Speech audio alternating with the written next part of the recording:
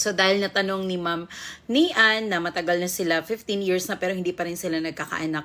For 8 years na ako po ay nag-aalaga ng mga hirap magkaanak, ito po yung mga possible na reason kung bakit nahirapan silang mabuntis. At na-correct po namin yun, okay? So first, kapag may sakit sa matres ang babae, mahirap talaga. Kasi hanggat hindi nagagamot yun, mahihirapan po talaga silang makabuo. Kaya ang ginagawa namin, inaayos namin yung mga problema nila sa matres para mawala yung mga problema. And dahil doon, nagka-baby sila. Pangalawa, kapag mababa po ang similya ng lalaki, nahihirapan silang makabuo. Kasi pag yung similya ng lalaki is below the normal range, mahihirapan po talaga silang makakonceive. Ang similya po kasi ng lalaki dapat nasa 50 million above. Kapag po yan ay nasa 50 million pababa and yung motility niya ay mahina, mahihirapan po talaga silang makabuo. And next, ito pa, napakahirap nito kasi pag may thyroid, alam nyo ba yung thyroid? Yun yung parang other problem or other term for goiter. May mga babae po na may goiter or thyroid, kaya nahihirapan silang magkaanak. Next is kapag may sakit sa kidney. Pag may sakit po kasi talaga sa kidney, isa yan sa mga nagiging dahilan kung bakit nahihirapan silang mabuntis. Malapit po kasi ang kidney sa uterus natin, magkakatabi lang yung mga organs na yan. So, pag may sakit sa kidney yung member ko, nahihirapan talaga akong pabuntisin sa totoo lang kasi kailangan muna maggamot yun. And unfortunately, wala pa tayong gamot na sakit sa kidney. Ang kaya lang natin is all about the uterus, yung mga PCOS, mga cyst, hormonal imbalance and everything. Pero pag sa kidney ang sakit mga madam, napakahirap. Nahirapan ako talaga. Okay? So next naman is kapag mahina ang egg cell ni Mrs. So, yung iba, ang ginagawa namin, kapag nagpapaalaga sila, sinasabayan namin ng pinapainom ng doktor, yung tawag dito, Ovamit. Yung mga clomiphene, ayan, yung mga pampafertile. So, unfortunately, hindi pa rin nag-effect talaga. So, napakahirap niya to the point na minsan sumusuko na lang talaga sila.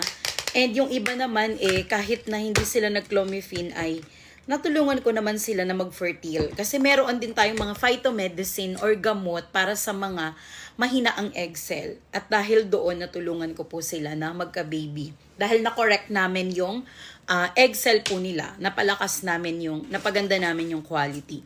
And then, kapag may infection or UTI, Madam Nian, baka may UTI ka, so kailangan mo munang ayusin yan. Ba't sabi ng iba may UTI naman daw sila pero nabuntis naman daw sila? Kayo yun, kasi hindi naman lahat ng UTI pare-pareho. Hindi porket nagka-UTI ang isang babae, yung isa may UTI din, bakit yung isa nabuntis? Kasi nga, it depends kung gaano kataas ang infection. Kasi may mga UTI naman na hindi pa ganun ka-lakas or kalala ang infection. Meron namang iba na malala na or mataas na po ang infection. Kaya pati yung fertility nila naaapektuhan. Siyempre magkakatabi lang naman yung organs ng uterus, ng daluyan ng ihi natin. Magkakatabi lang yan. Kaya pag infected ang daluyan ng ihi, nadadamay din po yung matres natin kasi magkakadikit lang sila. So next is kapag may diabetes or tumataas ang sugar. Baka tumataas ang sugar nyo kaya nahihirapan kayong mabuntis. Kailangan din natin siyang i-correct, no? Ayan, so another thing is kapag meron silang STD. Alam nyo ba yung STD? Short for sexually transmitted disease. Ito yung mga sakit sa ari ng lalaki at babae na nakukuha nila sa pakikipagtalik sa partner na meron ding ganito, nahahawa sila. Kaya pagpapalit-palit tayo ng partner, pwede tayong makakuha ng STD or ng sakit sa pakikipagtalik. At isa yan sa dahilan kung bakit nai-infect din yung matres natin, nahihirapan tayong mabuntis. Next is pag mababa ang hemoglobin ng dugo.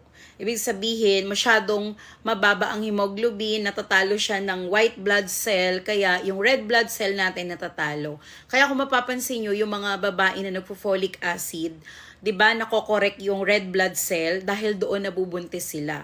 So, not literally na ang folic ay pampabuntis, nagkataon lang talaga na baka ang problem ng babae ay mababa ang kanyang red blood cell, may problem siya sa dugo, kaya na-correct siya ng folic, kaya po sila nabuntis. Pero, pag kayo po ay merong ibang sakit sa matres, hindi po nakakabuntis ang folic. Especially pag barado ang fallopian tube nyo, pag kayo po ay merong malalang PCOS, may cyst kayo sa matres or ovary, hindi po yan nakokorek ng folic acid.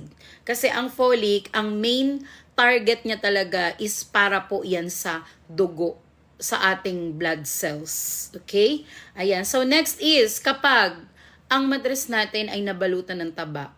So, nangyayari ito sa mga chubby na babae, nagkakaproblema sila sa matres, so kumakapal yung matres nila kaya nahihirapan silang mabuntis dahil nababalutan siya ng fats. Pero bihira lang ito mangyari kasi may mga ibang babae naman na kahit na chubby, nabubuntis naman as long as wala silang sakit sa ovary or sa matres. Okay? Next naman, Madam Nian, baka po may maintenance kayo na gamot, like may high blood ka ba, baka meron pong isa sa inyo ang may maintenance, so nakaka-apekto din po yan sa fertility po natin. Kapag may mga maintenance tayo sa cholesterol, sakit sa puso, mga ganyan, meron tayong neurological problem, o kaya naman umiinom tayo ng mga SSRI, mga ganyan. So, yung mga may asthma, yung mga may allergy, umiinom ng anti-allergy na mga gamot. So, nakaka-apekto din po yan sa fertility kapag medyo yung maintenance natin ay parang matagal na natin siyang tinitake. Okay? So, may iba naman, pag may sakit sa prostate yung asawa nila, nahihirapan silang makabuo kasi nga, kailangan muna nilang maayos yung problem sa prostate ng lalaki para makabuo sila. So, napakaraming dahilan kung bakit hindi nagkakaanak. Kaya, kapag na-correct natin ang mga problema na yun, for sure, mabubuntis po talaga kayo, madam. Ako po, for 8 years, ang dami kong natulungan na magkaanak.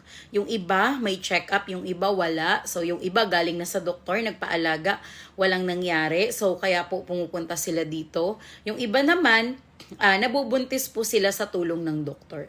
So, iba-iba talaga. Kasi, ano naman yan kapag hindi na correct sa pagpapacheck up yung problema, ibig sabihin, yung problem na na-treat is hindi talaga yun ang target or yung pinaka-main source ng problem, kaya hindi kayo nabubuntis.